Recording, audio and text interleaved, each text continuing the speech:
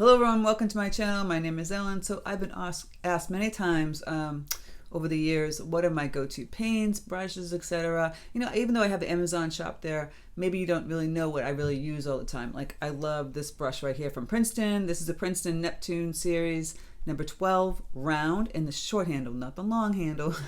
This was actually discussion in my latest watercolor retreat in Portugal. People end up getting the long round, different kind of brush than they were supposed to. And so it's the short handle, it's the 12 round. And I go over to my supplies, like some of the sketchbooks that I love, like this new Sumatra, little tiny 4x6, 100% cotton sketchbook, which is in my Amazon shop, by the way. Papers that I love to use, like Fabriano and Arches, Bohang, and of course my watercolors, which are Holbein, but I've been branching into some Daniel Smith, so things have changed. And some of my traveling supplies, my go-to traveling supplies. I even brought a brand new watercolor, well, it's a travel easel that I bought on Etsy. I bought quite a few travel easels. Some were real expensive, and they ended up being really heavy. And I found one that was really great to use, really light, and just throw it in my carry-on, because I'm a carry-on girl. So if you're interested in something like this is the video for you. So let's go check it out. Okay, let's start with the paints that I have on my palette, that travel palette, all the paints that I use. We have the yellow, Cadmium Yellow Deep. I'm doing the hot, the cold, some browns, the Miscellaneous, and of course, whatever. Here we gouache. So Cadmium Yellow Deep, and these are Holbein, except for one Daniel Smith you'll see here. Holbein, Cadmium Yellow Deep, Quinacridone Magenta, Bright Rose. I sometimes use this Brilliant Orange. Cadmium Red Light I use a lot, and Pyro Ruben is a new one I've just gotten. For some browns, or even the yellow family too. This is yellow ochre, which is great to use if you're, you know, going to places like in Italy and you're painting those beautiful buildings, or even Portugal or some places like that. Burnt sienna I use a ton, and burnt umber I use a ton. And for the blues, ultramarine blue deep, use this so much because I'll talk about this in a second. Prussian blue, use a ton. Peacock blue, this is the only one I have left. I have to get a new one. Cobalt blue, cerulean blue, this is a new color that I've been loving. Cobalt turquoise light, and this Verdier blue. I love this. And I also use sometimes the lilac. This is in my palette as well. And then we have Payne's Gray. I use sparingly. This Lunar Black is really fun, granulating color. And gold, as you know, I use this in some of my tutorials. Kind of fun. And of course we have gouache, which is also water-based. Now, some purists say you can't use gouache, but even the professional use gouache for highlights and whatnot, so it's always good to have a white gouache in there. Now, if you were saying to yourself, well, I can't afford all these paints, what paints would I use just starting out? And, you know, I don't recommend those cheap paints. I really just don't. If you don't have any money, I'm going to show you the 3 colors that you need. Okay, move all this away, all this away, and look what you're left with. Cadmium Yellow Deep, Quinacridone Magenta, and Prussian Blue. And why? You can make every single color from these. Every single color, right? You make the most beautiful purples from these two. You make red from these two. And orange, you know, and like pinky reds. And then with the greens, you make tons of greens with these two, and then you add a tap of this, and you make more different greens. So trust me, if you just don't have any money, you can buy 3 tubes of paint. Prussian Blue, Quinacridone Magenta, Cadmium Yellow Deep are my go-tos. Those are a must have. Another must-have I have to have, because I love subtle grays. For my shadows are these two, Ultramarine Blue Deep and Burnt Sienna. I use these like candy. I use these way more. I don't recommend always using the Payne's Gray. Is just to have, like, if you really want something kind of black, but really you want variety of grays, and these two guys make the best brown grays, grays brown, or even browns. These guys are the Mac Daddy. I use these all the time. And then also, what I also add a lot in is Peacock Blue and Burnt Umber and Cadmium Red Light, right? Peacock Blue, why? Because it's like a turquoise kind of tone. And so if you have Peacock Blue and yellow, you get this beautiful turquoise color for the water if you're in the Caribbean or whatever you want this. And they also make a really great Kelly green. You can make a nice bright green with Prussian blue and yellow. Kelly green though, these 2 colors, fantastic. So these are my super go-tos, and of course you would need, again, a gouache to have that highlight if you want that. But you know, those are all the paints, and these are the paints I use the most of all of them. So basically, 8 paints I use the most. These are the most I use, and every now and then I throw in the cerulean blue. This one is just like a little fun one I'm playing with. I use these ones in my tutorial, the lilac and the Verdier blue. Before it almost has a gouache quality to it. You know, it's kind of thick and have fun. And I've started adding the Luna Black if you want granulated colors, because ultramarine blue deep and burnt sienna, they fight against each other, and they make beautiful granulated colors if you have wonderful paper. But also Daniel Smith Luna Black is a granulating color, so it's great. So these are all my go-to paints that are in my palettes. And speaking of palette, they are all in my Amazon shop, by the way, if you don't know how to find them, and you can find them that way. This is a traveling palette that I bought on my Amazon shop. It's aluminum, it's light. As you can see, all those colors are in here. I do want to make one thing noted though. When you have Prussian blue and maybe like Payne's gray, don't put them, it's kind of difficult to find out which one's what. If you memorize where they are, then you're good. Like here's the peacock blue. I know this is ultramarine, obviously, because I've used so much of it. And same thing, burnt sienna. You see, they use those the most, and the yellow. Those 3 guys I bring on the plane with me in tubes because I know I'm going to use them a ton. And the Prussian blue, but I put Prussian blue in two wells. What I love about this travel palette has these deep wells. I didn't need anything else but this. I did need to bring these 2 colors and the yellow one on my trip to Portugal. So if you're gone for a week, you know, painting, this is all you need, plus maybe 3 colors, and I pack them in my carry-on. So yeah, I love this one. I think it's like 24 or whatever. Aluminum's great. It doesn't beat up like the plastic ones, and it's nice and lightweight, and I love it. And this is the one I use, and again, it's in my Amazon shop. Fantastic. I think I have the other traveling one. So that was my major travel palette. This is a smaller one. I'm not sure, the link I have in my Amazon shop is a little bit different than this one because I can't find the exact one I bought years ago. It doesn't exist anymore. But this is cute, and you can take out the little wells here, and you can just fill this up.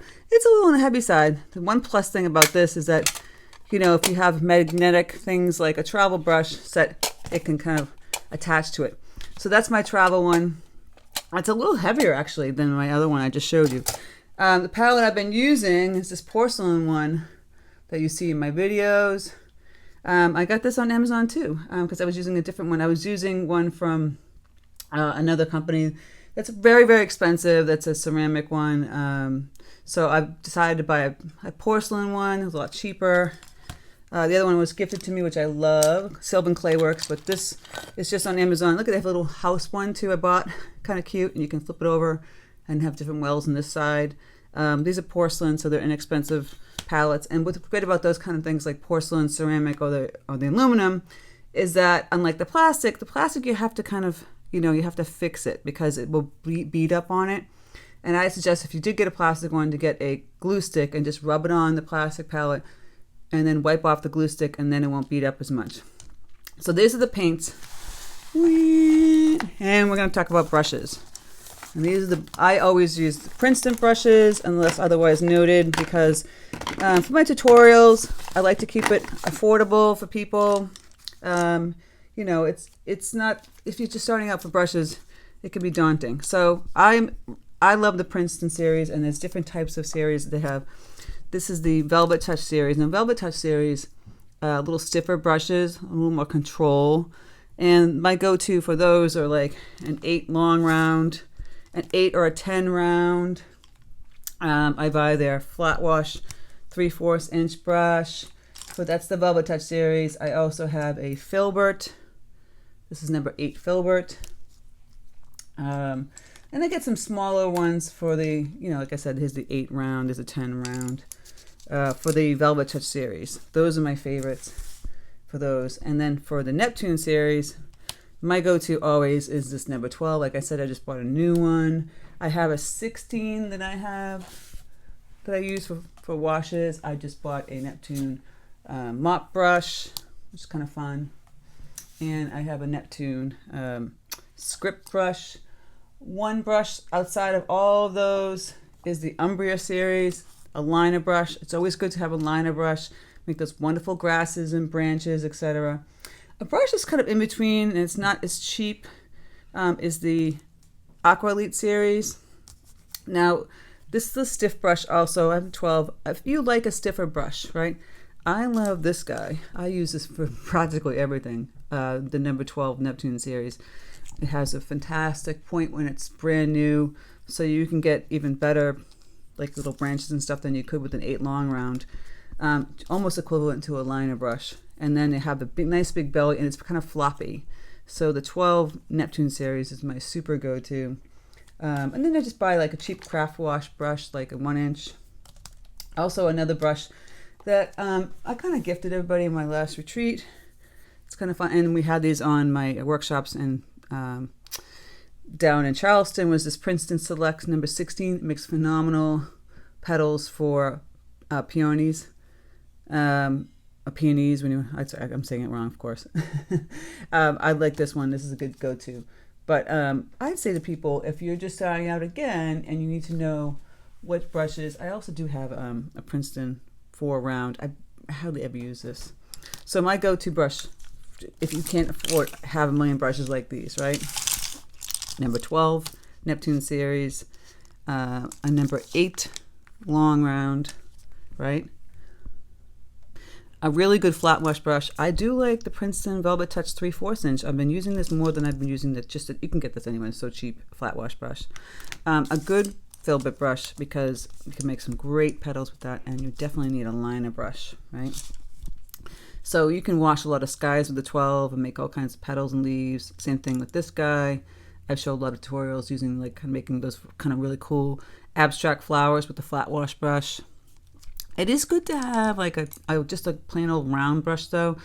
I would probably use my 10 more than my 8, just for different types of situations. You don't want the pointy point, you want a little bit rounded point to get more surface area. I do suggest a round, and this is a stiffer brush, not as floppy, so you have more control. So these ones are my go-to. Again, these are all in my Amazon shop.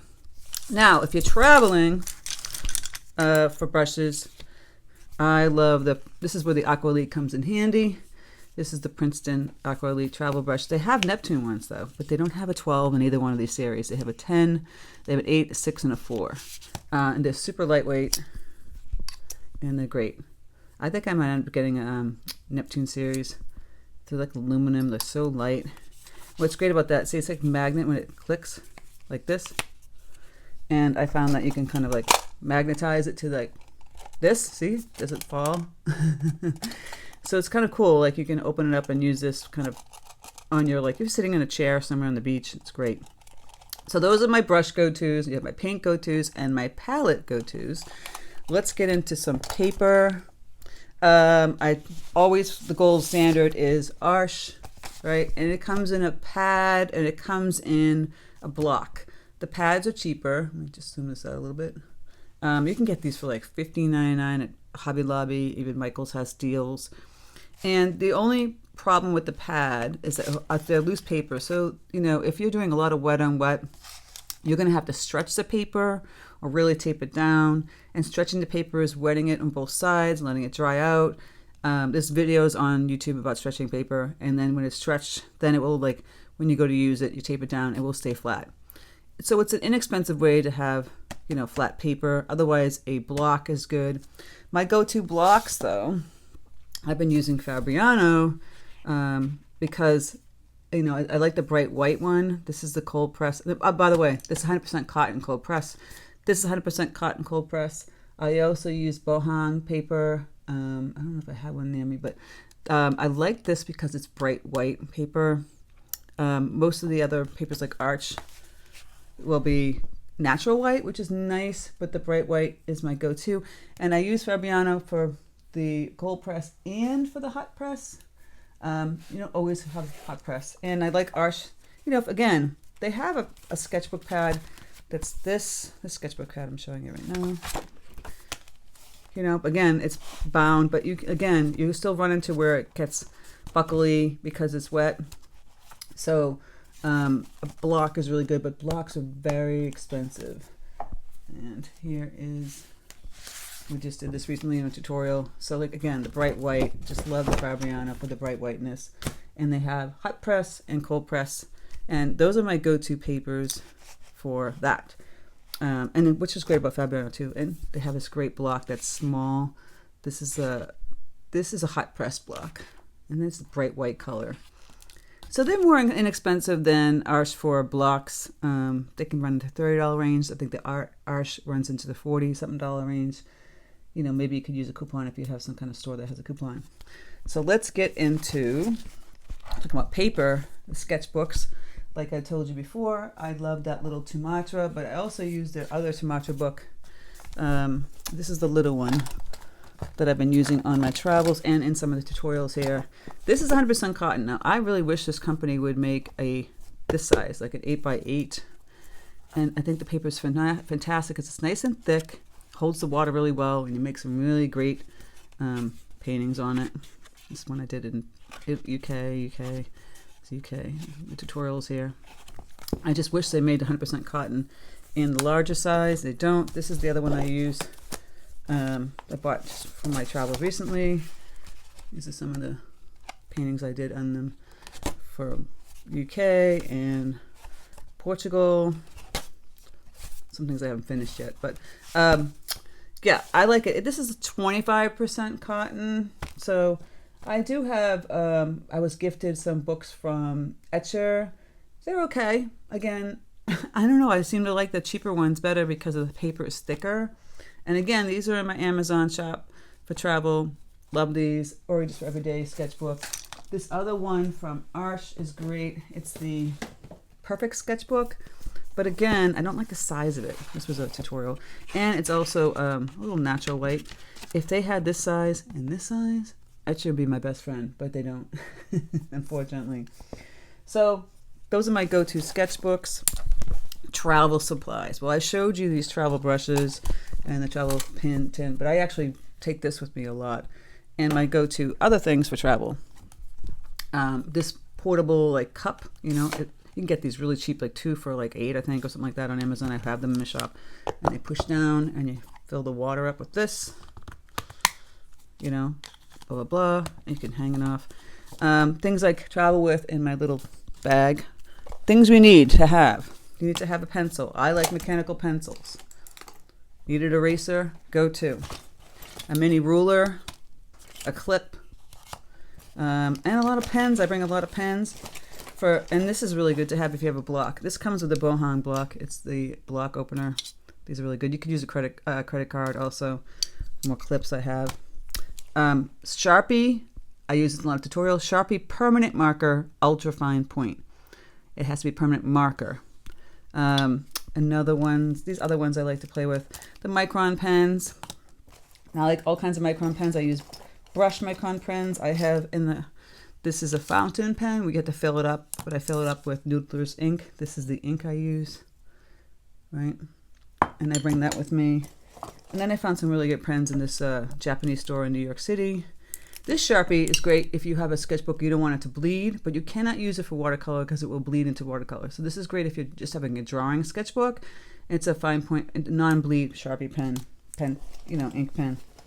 And then you've got these gel pens. Kind of fun one to play with. You should have like a charcoal pencil. I've did some tutorials with that. They're kind of fun. Again, more of a mechanical pencil. And again, if somebody in my workshops doesn't have a really good palette, it's plastic, I always bring a glue stick so I can help them with that. And you always need credit cards for scraping, you know, that kind of stuff. Those kind of things and pencils I have in here. And the last but not least, I'm going to show you this palette I recently bought on Etsy. Now I have bought in other palettes. They were really heavy, but this is a go-to that I just found and I brought with me in the UK. Oh, and by the way, before I forget, we always bring spray bottle, etc., etc. And I will show you a palette that I bought on Etsy that I love. Another thing I didn't mention for brushes, it's good to have like a really big flat wash brush. This is a cheap 2-inch brush I got from Hobby Lobby, Masters Touch series, but a Hake brush, I have both. Those two are great to do large surfaces. I'm not really doing huge paintings overseas because, you know, I'm not going to carry my suitcase, but if you're doing a big painting like a 12 by 16 or even half sheet, big brushes are your go-to. So let's get into that easel I was talking about. So I'm holding my camera, but so this easel I got, so here's the part where you paint on. I asked and requested that they put a lip on here because it didn't come with it. And this is from Silverlock Designs and Etsy. Very thin, you know, hardboard, and it goes on with this easel they give you. Easily clips on. It doesn't come with a lip. You might want to request it, and it was just for like the simple one. And then it has this other one that goes on the easel. I'll show you the setup in a second. You can put your brushes in here, water cup in here. This connects to the easel part. It comes with a cup, the one I bought. It comes with one of those water cups. It comes with another clip for another water cup and the easel. And let me show you the setup in a second. All right, so there's the easel all set up. So you'll see it just kind of fits in there. And you can flip it the other way if you like your water on that side. You put your paintbrushes in the holes. There's the cup holder, see? And here's the clip. And then why I wanted the lip, so I can just easily stick my sketchbook on it, and I can clip it, or even a pad. These are some of the things I did in England. And so, yeah. So this is a great, it's like less than 2 pounds. It fits in your carry-on. Phenomenal for me. I have been searching for something that weighed nothing so I can carry it with me. I'm probably bringing this to Greece with me in September because I'm going to set up shop in my hotel and a bunch of other places. So I'm going to link the Etsy shop to this, and you might want to request the lip as well. I can tell you, hey, it's Mel, and I get no commission from this. I just really enjoyed that this was inexpensive. It came with the easel, and I had to think about it. So it's up to you. So those are my go-tos. Another thing that wasn't mentioned that I buy also for traveling, this is why I travel, my paintbrushes are in this little zip up.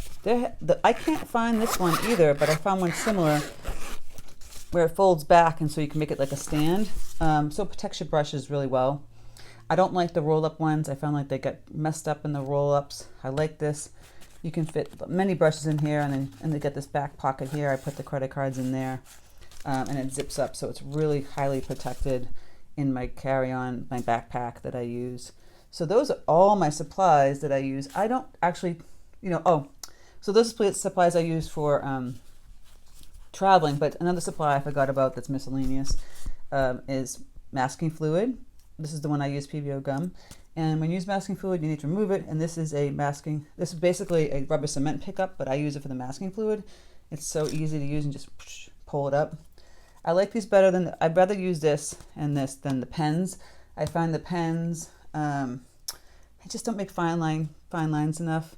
And this is better, so you can splatter it, all kinds of stuff. And it's really inexpensive. I'm trying to think of anything else that I have that I use in my repertoire. I mean, I have some watercolor pencils, but the main things I use are those things, and I hope this was helpful. So if you have any supplies that you love, please put a comment below. Maybe somebody might want to buy those as well. But those are all my go-tos and why I use them, and I explain them, I guess, pretty good. I don't think I left anything out, except paper towels, which is kind of a given. If you don't use paper towels, you can use a sponge, and you don't have to use so much paper towels, and a nice old rag or something like that. So I hope you enjoy this tutorial on, well, it's not even a tutorial. It's just information about what I use, what I use to tape with me, all that good stuff. So if you are coming to a watercolor workshop or retreat, now you know what I take. I do put it in the supply list though. So I hope you enjoyed it, and happy shopping if you want to buy any supplies, or if you like any things that I had here, go check them out. Thank you for stopping by, and please, please, please hit that bell notification button and click all notifications so you can see my videos. I've been posting diligently every week since I think 2020. So, or maybe it's more than that, 2019. So I'm always here. Some people say I can't see you, but I'm always here. I haven't left you. All right, thank you. I appreciate it. Have a fantastic day.